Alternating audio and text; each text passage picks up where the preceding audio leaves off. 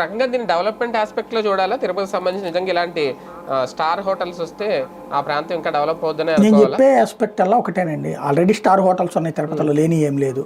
అవును, ఒకటి ముస్లింలకు ఇచ్చారా హిందువులకు ఇచ్చారా, ఇది నెంబర్ 1. నెంబర్ 2, ఆ ముస్లిం పేరు ఎందుకు వచ్చింది, ప్రభుత్వం అది స్పష్టతనివ్వాలా. టూరిజంది అయితే టూరిజం మంత్రి మాట్లాడాలా, లేదా చెప్పండి ప్రభుత్వం. వాళ్ళు స్వామీజీలు దీక్ష చేస్తున్నారంటే నీ బాధ్యత చెప్పటం, సమాధానం చెప్పండి.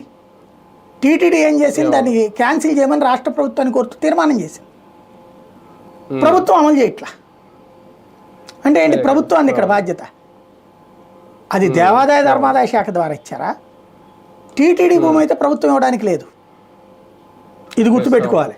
టీటీడీ భూమిని ప్రభుత్వం ఇవ్వడానికి కుదరదు, టీటీడీనే ఇవ్వాలి. కాబట్టి అక్కడ ఏం జరిగిందో తెలియాలి. అంటే దీంట్లో అనవసరంగా పవన్ కళ్యాణ్ గారిని అంతే లాగుతున్నారు. ఆయన ఏమన్నా రెస్పాన్స్ ప్రతి దాంట్లో ఆయన లాగాల్సిన ప్రయత్నం లేదు, అక్కడ అవసరం లేదు. అదే కదా.